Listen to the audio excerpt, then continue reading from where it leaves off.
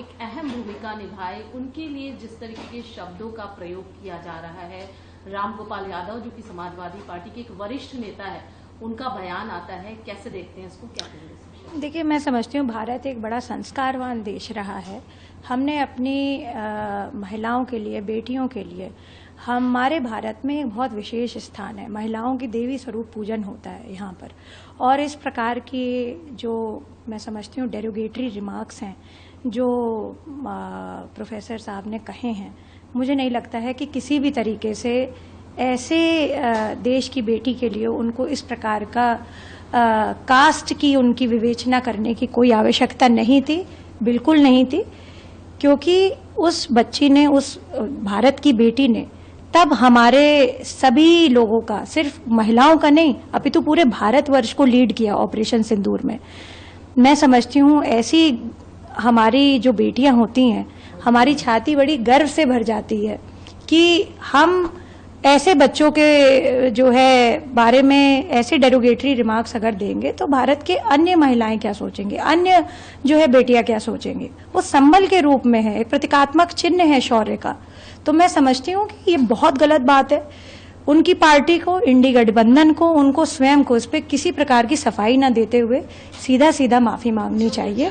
I think there should be no need कि उनको किसी भी तरीके का कास्ट बेस्ड पॉलिटिक्स या उनको इस तरीके की कास्टिस्ट रिमार्क्स देना चाहिए था।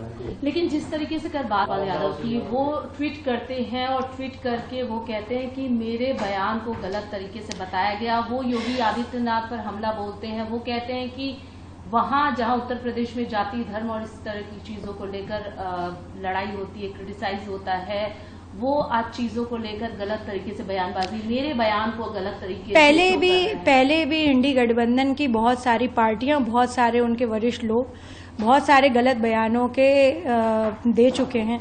बाद में बहुत ज्यादा उस पर लीपापोती करने से कोई फायदा नहीं होता है। और मैं समझती हूँ कि भारत में जिस प्रकार के संस्कार हैं, देश देखिए बहुत समझदार हैं। हम 21वीं शताब्दी के भारत के निवासी हैं। हमारे पास आजकल सब कुछ सोशल मीडिया पे झटपट तरीके से आता है।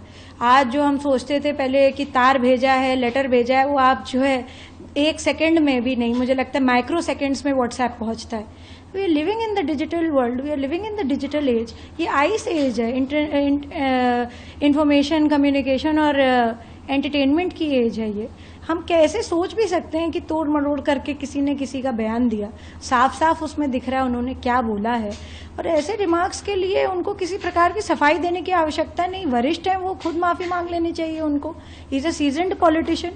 इस तरीके की पहले मुझे नहीं पता उनके कौन से सलाहकार थे जो उनको इस तरीके का बयान देने पे उनकी क्या मजबूरी रही होगी। और अगर रही है तो भाई उसको अमेंड करने के लिए कोई छोटा नहीं होता, गलती मानने के लिए कभी।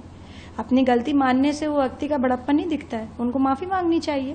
और ऐसे देश की बेटी के बारे में बोलना जिसने इतने विपरीतार्थ समय में जो है लीड किया ऑपरेशन सिंदूर, ये कैसे आप बोल सकते हैं? मतलब ये तो बड़ा हतप्रभ कर देने वाला सिचुएशन है। और देश के पार्लियामेंट के एक आप सदन के मेंबर हैं, आप अगर इस तरीके की बात करेंगे देश की बच्चियों के लिए, देश की बेटियों के लिए, क्या सोचेगा देश? तो मैं समझती हूँ उनको माफी मांगनी चाहिए सबको।